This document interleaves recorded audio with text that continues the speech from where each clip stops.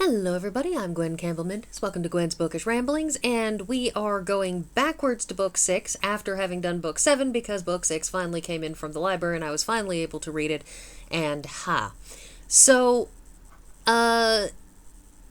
we have here, last act in Palmyra, which, ends with its final act in Palmyra. They actually do end the book in Palmyra. Anyways, so this is an interesting one because it starts out looking like it's going to be political intrigue. Against his girlfriend Helena's advice, Falco lets himself get bullied by Anacrates, the head of the Emperor's spy network, I suppose, allows himself to get bullied by Anacrates into heading east out into the Syrian region. They pass, close to Damascus and other such places. And the thing is that what happened, that it starts off as political intrigue. We're being, that he was being sent out there to sort of look into how well it would take Roman imperial aspirations, how they would take it if the Romans decided that they were in fact going to take over the region, and so on and so forth.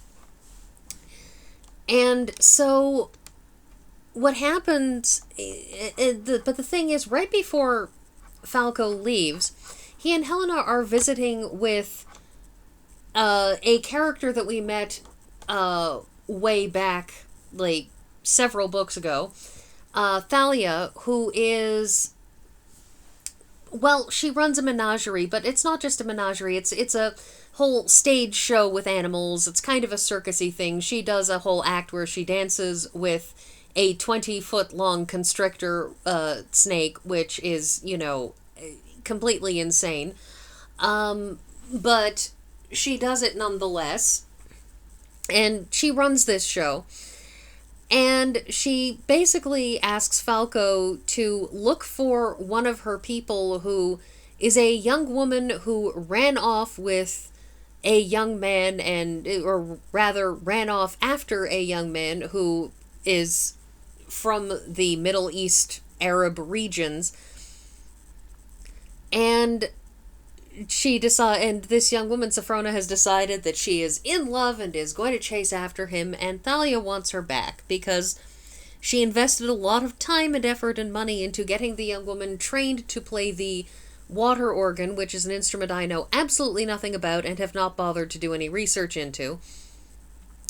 And also it's kind of a loopy thing to leave a guaranteed job to chase after a young man into, like, completely foreign countries, but whatever.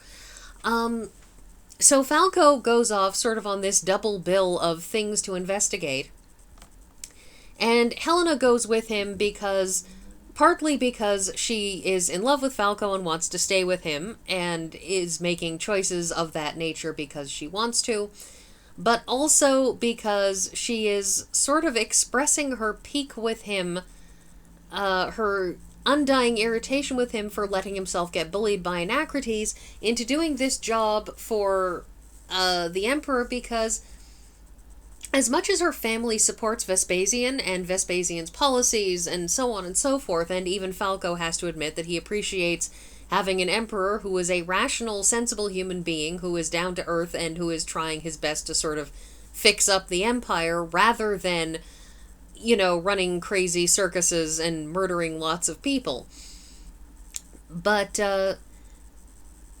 she is incredibly irritated because he had been sort of mostly promised by Vespasian that if he approached them with the appropriate funds, which are a prohibitively stupid large amount of money, to let him move from the plebeian rank up a level to whatever the middle class caste is, because there are castes, that is, caste with an E at the end.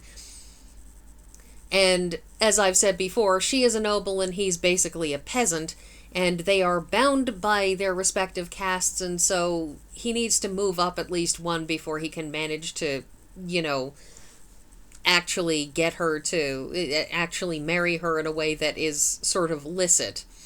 Anyways, so she's sort of stomping along with him in high dudgeon, and they wind up in the, you know, at their first major stop. And while they're there, they not only wind up finding a murder. A Roman is murdered up in, you know, some holy space that the two of them were sort of ambling up to look at, also following two guys who they thought were kind of suspicious seeming. But anyways, they've been ambling up there, they find one of them is dead, and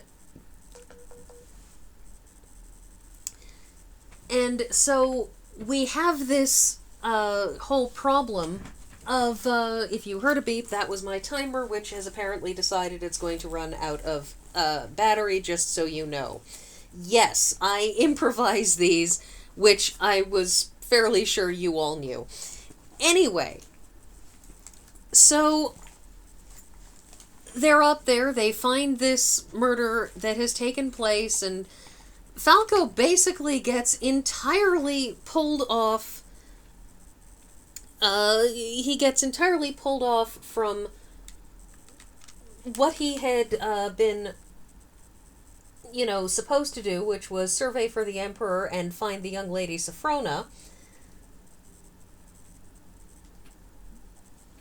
And he gets entirely pulled off from that, and instead decides that he's going to follow the acting troupe that this murder victim was part of and trail around after them and become their sort of hired playwright, because he is literate and can write, and so now he is their playwright. That he lets himself sort of travel along with them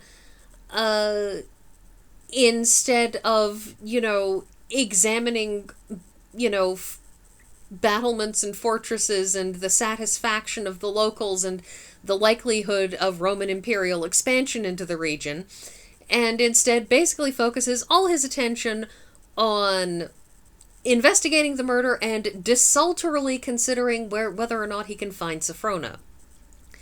And at that point, this book basically changes from a potential political intrigue spy thing straight into a murder mystery, in which our gumshoe is pretending to be a playwright, actor, working with the acting troupe. It's a weird thing. So, like, the whole thing just completely drops that, and this becomes just a straight-up whodunit. And that's the rest of the novel, is straight-up whodunit, with a lot of romantic schmaltz between Helena and Falco, because they are schmaltzily and romantically in love with each other in a way that is, like, several different kinds of nauseating. And so we have that.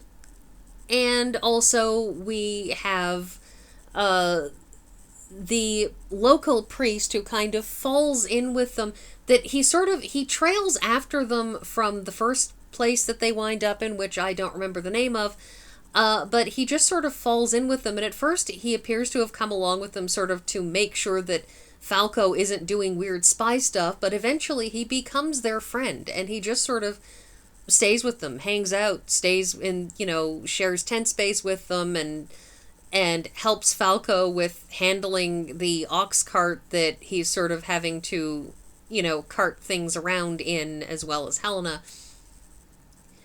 The grand finale of this grand last act, which the titular last act, begins with a scorpion bite that is actually brought up in book 7, that Helena gets, you know, I mean, it's not a scorpion bite, it's a scorpion sting. The scorpion, you know, hits her with its tail, and she is extremely sick, and there is some very dramatic cutting open of arm and trying to squeeze out the poison things that I don't know how accurate it is to, like, how you might actually want to treat scorpion stings, because my medical knowledge is virtually nil.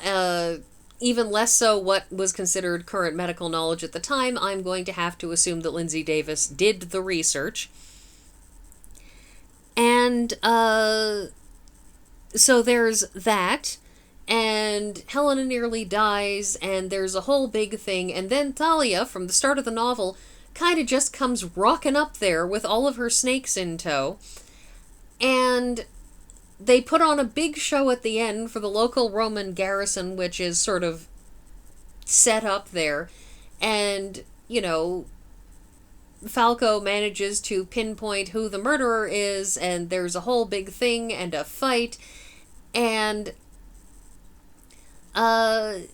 you know, when it's all over, there's sort of this lovely little tying up of loose ends, of figuring out what to do with Sophrona, of getting, you know, one of the other characters who had some issues a permanent, you know, sort of place within the company, and convincing this woman, because Sophrona is her daughter, that she gave up her daughter years ago. Sophrona is her daughter, but they trick her into thinking the other woman is her daughter, because Thalia basically says, you know, she gave up her daughter, and I spent all this time and money and effort on Sophrona. I am carting her back home with me.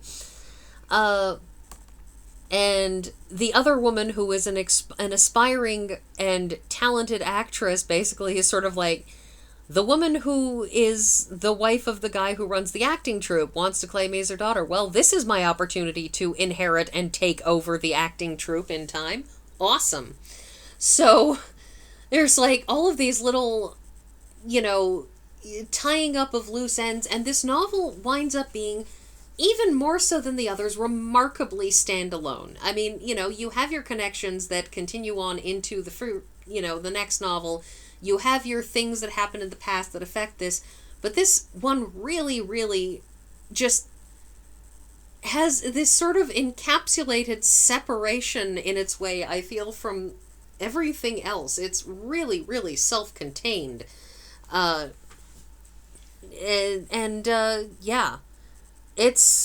It's a very good time. It's an interesting time. The cast of characters, none of whom are any of Falco's family, because the rest of Falco's family all of his family is, in fact, back in Rome. None of them are in this. Well, no, at the very start, his sisters are in this. His sisters at the start of the novel are, you know, harassing him as sisters do. As siblings do, in fact. But, yeah. You know, I enjoy this one. I don't have nearly as much to say about this, I think in part because this one did come out of order, so it's kind of not quite as linked up to the last one or the next one because I did read it out of order. But I think that's actually all I have to say on this, so that's everything, and I will see you all next week.